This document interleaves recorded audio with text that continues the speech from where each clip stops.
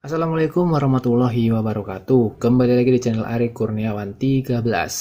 Kali ini saya tidak membahas Asus ZenBook Pro M1 secara khusus, tetapi saya membahas tips dan trik buat kustomisasi supaya tampilan Asus ZenBook Pro M1 itu tidak membosankan dan jadi minimalis dan juga menarik. Seperti yang kalian lihat di sini, panel notifikasinya itu berbeda dengan panel notifikasi biasa. Saat ini saya menggunakan Android 10 build 424. Dan yang kalian lihat di sini adalah sebuah aplikasi yang menurut saya cukup ringan dan juga dia stabil ya. Jadi tidak perlu kalian restart secara berulang supaya aplikasinya tidak close atau ya supaya dia berjalan terus. Nah, di sini saya menggunakan namanya aplikasi OneSet. Jadi ini dibuat mirip dengan One UI dari Samsung ya.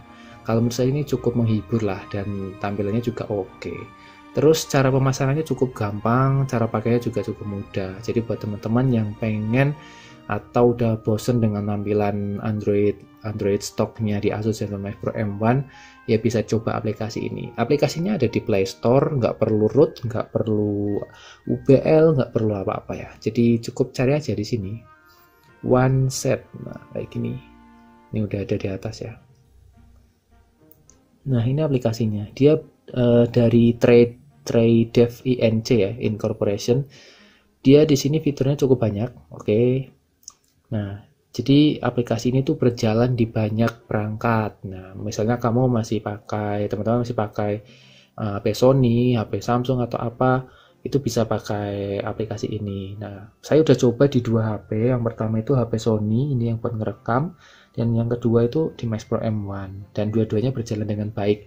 Di HP Sony itu masih menggunakan Android Oreo, dia tidak ada fitur yang dibatasi ya, semuanya berjalan dengan normal. Jadi mau di Android Oreo, di Android Pie maupun di Android 10 itu berjalan dengan baik. Terus fitur yang berikutnya adalah ada banyak pilihan option untuk kalian pengen ininya ya, gaya-gaya panel notifikasinya itu, toggle-nya itu beda-beda. Pertama ada bulat nih bawaan, atau mau diganti warna juga bisa, atau menjadi hexagonal kayak gini ya, jadi persegi ini ya, ini bentuknya nggak bulat lagi. Jadi pilihannya ada banyak di situ, dan itu fitur untuk mengubah ini dalam mode gratisnya ya. Ada mode pro-nya, tetapi mode pro-nya itu tidak terlalu penting sih menurut saya. Jadi pakai mode gratis udah cukup, dan iklannya itu nggak ada kok, nggak mengganggu. Kalaupun ada iklan itu hanya ketika kalian membuka aplikasinya aja saat menyeting. Kalau aplikasinya udah di close, ya udah aman, nggak ada iklannya. Kalau mau nggak ada iklan ya tinggal dibeli aja. Harganya sih nggak mahal-mahal banget kok. Lalu ini juga mendukung dark mode. Nah, kalau yang udah di Android 10 ini bagus banget karena jadi berasa sinkron gitu loh, karena atasnya hitam, semuanya elemennya hitam. Pun kalau mau diganti warna yang putih ya light theme ya, itu juga oke kok. Ada lagi, nah ini nih, jadi panel notifikasi atas itu bisa diganti backgroundnya. Nah, kalau fitur yang ini itu harus berbayar. Teman-teman bisa beli yang pro, ya hitung-hitung mendukung developernya ya. Kalau mau sih nggak apa-apa, kalau nggak ya nggak usah. Dan juga ada blur effect option nih di sini. Jadi blur effect ini kalau kalian tarik dari atas, aplikasi yang bawah itu langsung ngeblur gitu ya. Jadi ya efek kayak macam-macam Xiaomi atau iPhone gitulah ya. Blurnya itu bagus kok.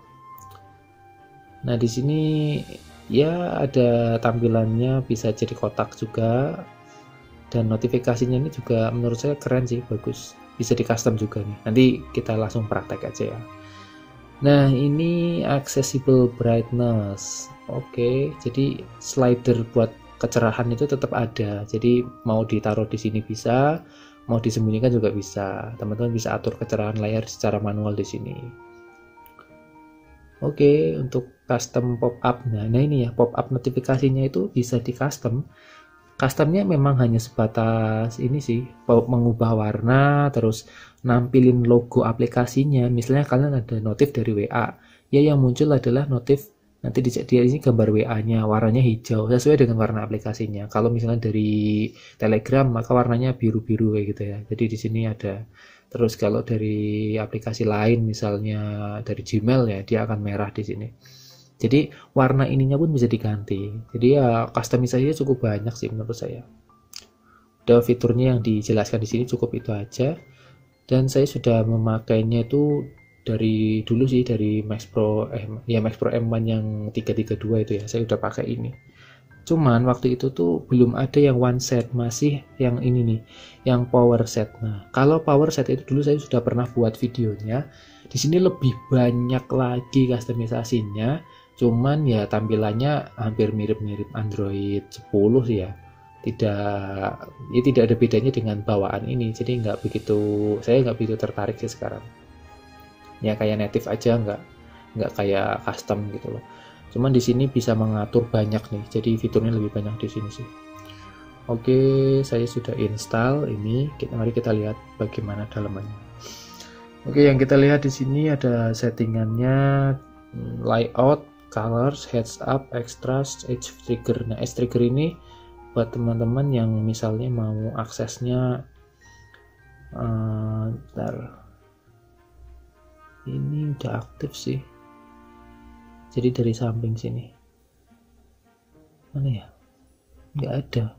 Kalau di Android 9 itu ada di samping sini. Jadi kalau mau narik notifikasi atas itu nggak perlu ke atas jarinya.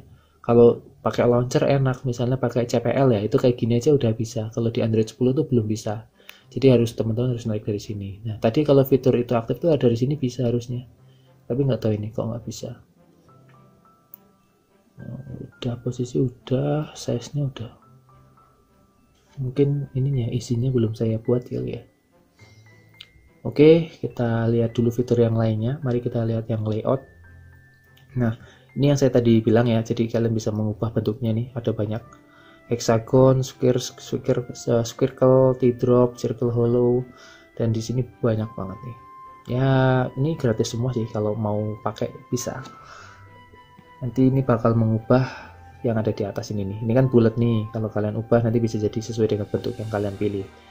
Lalu big clock position. Nah, ini jam yang ini nih.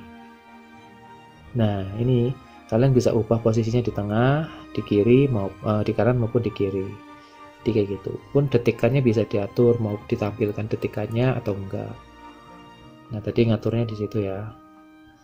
Di big clock position.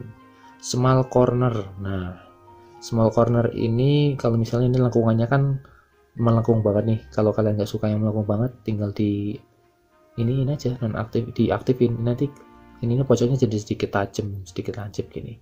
Contohnya gini nih, kita tarik. Nah, ini kan nggak ada lengkungannya pinggirnya nih. Maka kalau ini dinonaktifkan, ini pinggirnya langsung melengkung kayak gini. Itu fiturnya.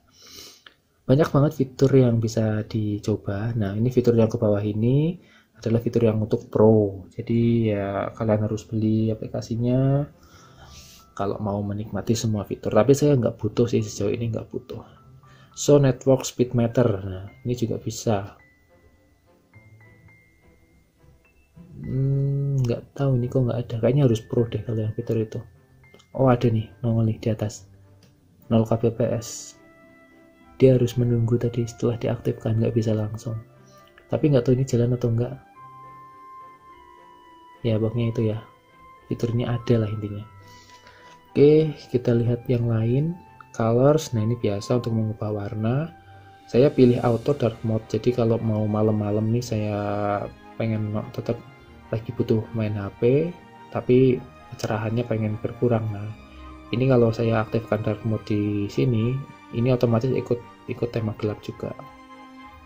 Nah, kayak gini. Jadi bisa berubah menyesuaikan dengan tema yang kita pilih. Oke. Terus warna-warnanya juga bisa kalian ubah. Aktif title color ini bisa diubah, misalnya ke warna hijau ya. Nah, ini nanti warna hijau nih jadinya. Nah, berikutnya kalau mau warna lain ya bisa. Saya sukanya warna biru sih. Biru tapi nggak terlalu biru. Oke, brightness LED color berarti brightness yang ininya. Ini bisa kalian ubah warnanya juga. Banyak pokoknya customisasinya. Menarik sih menurut saya. Nah, ini juga dynamic color notification. Ini yang tadi saya bilang untuk notifikasi, misalnya ada pesan WA, itu kan tadi putih tuh defaultnya.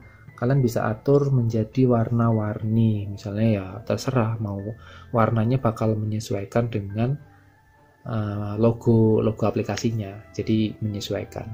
Atau juga bisa dibikin transparan, nih ada juga heads up. Nah ini untuk ngatur ini ya, aplikasi misalnya ada notif WA. Nah ini iklan nih, iklannya cuma kalau kita lagi nyeting aja kayak gini, kalau enggak ya enggak ada iklannya, jadi aman. Nah ini jadi fiturnya tadi kalau misalnya ada pesan WA, misalnya contoh ya, misalnya saya SMS ke nomor saya sendiri,